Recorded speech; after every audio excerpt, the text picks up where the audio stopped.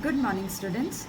I'm Richa Prabhakar, and we are interacting from so many days now. As you know that we have started with our chapter that is transportation in plants, and we have finished with our osmosis types of solution.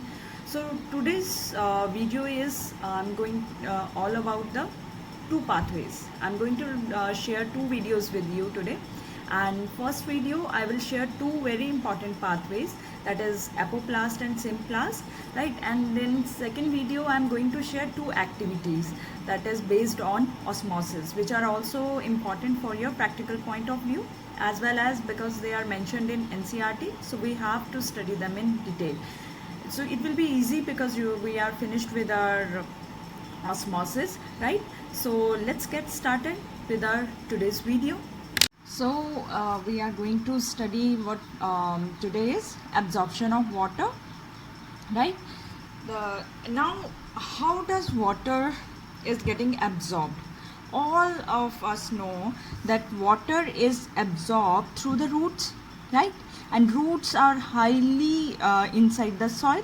So through the soil water is absorbed through the roots and it is reaching up to the leaves. That is what we know.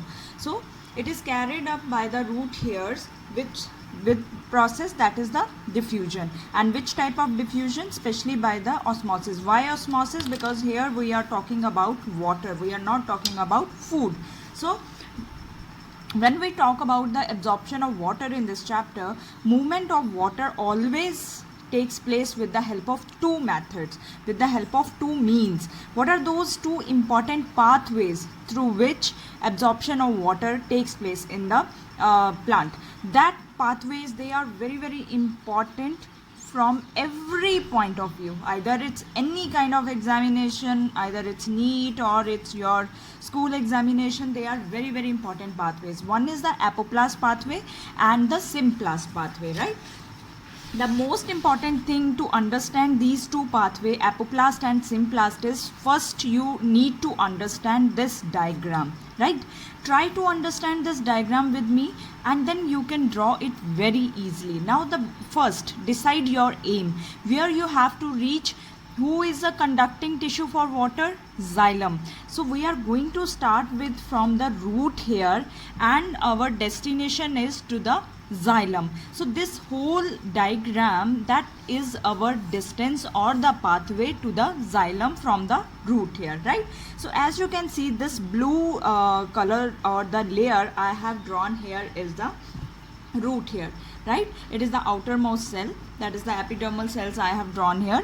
So this is my root hairs. These two are the root hair with the epidermal cells. Now after epidermis there is the very loosely attached round shaped cells I have drawn with the green color. You can clearly see them. They are the whole, this area is cortex. They are the parenchymatous cells and they are loosely attached to each other. They are cortex. After cortex, now there comes another layer which is red in color. I have drawn here red, right? This layer is endodermis. So that you can understand, I have drawn it with the different colors. Now this, after cortex we have drawn endodermis. Now this is enlarged endodermal cells, and within the endodermal cells there is one thickening. As you can see that this red thick lining I have drawn within this cell. It's like if this is my endodermal cells, then there is a thickening. This thickening is made up of material suberin, and suberin is impervious to water. So means suberin does not allow the water to transfer through this. So if these cells are present, then water cannot go through these cells if it is present there. So as you can see, this whole layer is filled with thickening, but there is one cell in the center. This is without this suberin thickening, and this cell is known as, so I have drawn here one, but there are many in the plants. So they are known as passage cells. Again I am repeating, passage cells are those which are without, those endodermal cells which are without suberin thickening. So what is this layer? This layer is thickening is suberin, and this layer is known as Casparian strip. And where this Casparian strip is present, these are present in the endodermal cell. Clear? Thickening is made up of suberin, but this whole thickening is making up a layer, which layer has a name. This is named as Casparian strip. So it means Casparian strip is impervious to water because of presence of suberin. Now let's move to again towards the next cells. Now after endodermal cells, as you can see, there are orange cells. They are little compactly arranged or packed. This layer of round or oval shaped cell is known as pericycle. After pericycle, there are phloem. So in phloem I have drawn few rounded shaped dots there, because to show the C plates, right, so that you can differentiate from the other cells. These cells, they are known as phloem. After phloem, if it is a dicot, then there is presence of cambium. Cambium is usually present in the old trees, right, and cambium or it is present in the dicots, dicot plants. So this is our cambium layer. And the last one is xylem, which is our main conducting tissue to which water has to reach if it has to go to other parts of the plant. Again one more time, now let's move through it. That is the epidermal layer. Then there is the cortex, epidermal layer with the root here. This is cortex with the parenchymatous cells. This one is endodermis with the suberin thickening and the Casparian strip. This is known as Casparian strip. Then there is pericycle, phloem, cambium and xylem. Now I told you that there are two pathways, apoplast and symplast. So water is always absorbed through root here. Now if it is a apoplast pathway, it will never going to enter into the cell. It is never going, because it is a plant cell, so it will have now cell wall. So it is going only along with the cell walls. It is never going to enter into the cytoplasm and will form a solution with cytoplasm. It will only move through the walls, cell walls. So as you can see, this only follow the layer of pink layer. Follow this pink color, that water is entering through root here. It is through the cell walls. Never ever it is going to enter till the cortex. It is not entering into the cell, inside the cell. Now it reaches up to endodermis. Now endodermis, it cannot go through the Casparian strip, because Casparian strip will not allow this water to move through. So it will reach to the passage cell. Now it will move inside the passage cell, and then again once it will leave passage cell, it will again now start moving through the cell wall and finally reach to the xylem pits. Right, xylem has pits. So here the last target is the xylem. So it will reach to the xylem pit. Now follow these dotted lines. That is the apoplast pathway. Symplast pathway is opposite to that. Symplast pathway, in this water will move through the absorbed by the root here. It will move inside the cells, right? It will move inside the cell, cortex cell. It will form a solution with the cytoplasm. It will also reach to the now your endodermal cells or the passage cells. Then it will enter to those passage cell, and again now through the pericycle then there is phloem and will enter into the xylem pit. Now what is the difference between both of them? One is forming to a solution with the cytoplasm, or one is moving through the cell into the cell, and one pathway is only following the cell wall method. Means only going to through the cell walls. It is not entering into the cell at all. But if a water is absorbed by the apoplast pathway, it will follow this apoplast method only till the cortex. As you can notice that once it reach these passage cell, it is entering into the cell. So here now apoplast will turn into symplast because it is moving into cell now, passage cell.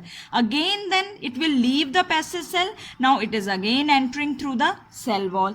So once apoplast water is absorbed through apoplast, then it will follow apoplast to cortex. It will become symplast in passage and then again follow apoplast. But in symplast, it whole through the till reach the xylem pit, it will enter or move through the cell only. Now let's just talk about their few points, that what is apoplast pathway and what is symplast pathway and how they are two different from each other. I told you that apoplast means they are takes place through cell wall and the intercellular spaces. What is intercellular spaces? Those spaces which are present between the cells. Wherever there is a gap between two cells, it will follow that pathway.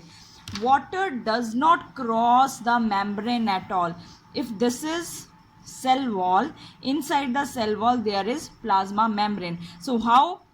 And there is another cell and it's another plasma membrane. So in apoplast, how does it moving?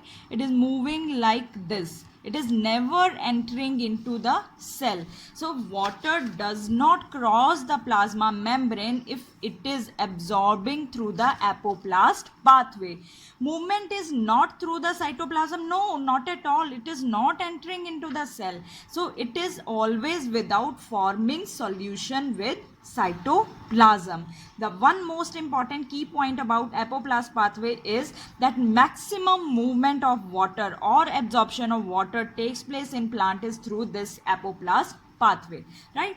Next is the symplast pathway. Now here I told you that water moves through the cells, means it is entering into the cell, so through their cytoplasm, as well as it is moving through the spaces also, because it is entering like there is one cell, then there is another cell, so it is moving into the cell, then it is crossing the spaces also, intercellular spaces also. So it is moving through the cytoplasm as well as the cell to cell movement and occur through plasmodesmata.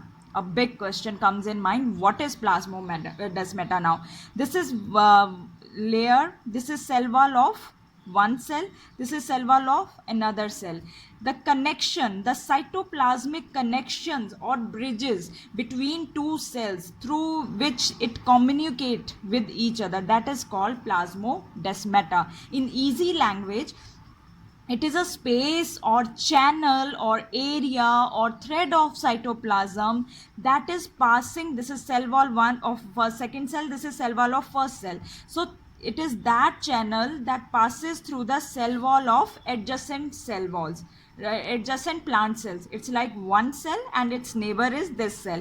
One cell, its neighbor is this. So it is helping the two neighboring cell wall to communicate with each other, and that neighboring walls or the space is called plasmodesmata. So important points for these pathway is that endodermal cells, they have suberin layer which is called Casparian strip, and the movement of water in cortex always follow apoplast pathway because cortical cells, they are loosely packed. So you always have to draw these cells with some few spaces in between, and there is no resistance to water movement. They easily can move, water can easily move there. Now there is one important point sometimes asked, that plants, the few plants, they have benefits with the other organisms. So plants, there are few plants which have a symbiotic association, which have mycorrhiza. What is mycorrhiza? It is a relationship of fungus with roots. So because this relationship is helpful, so we are calling it as a symbiotic. Symbiotic means mutual understanding. So this understanding or this association of fungus with roots, it helps the plants in uptake of water and minerals from the soil. But what fungus is getting from that? Roots provide sugar and nitrogen containing compounds to fungus. So fungus is getting nutrients from it. Roots, they are getting roots, they are helping in water and minerals, and they are providing sugar and other compounds to fungus. So this kind of relationship in which both the parties, they are getting benefited, they are getting mutually helpful to each other, that is called symbiotic association. And plant which have association with fungus, or plants those roots they have association with fungus, they are called mycorrhiza. So plants which have mycorrhiza, they have symbiotic association of fungus with roots. They help the plants in uptake of water and minerals, and roots in others hand, they help in sugar and nitrogen containing compounds to fungus. So these are our two pathways, that is apoplast and symplast. I hope that you are able to understand that what is the meaning of or the purpose of these pathways, right? Till you then, now I meet you in next video for the in which we are going to discuss about the activities.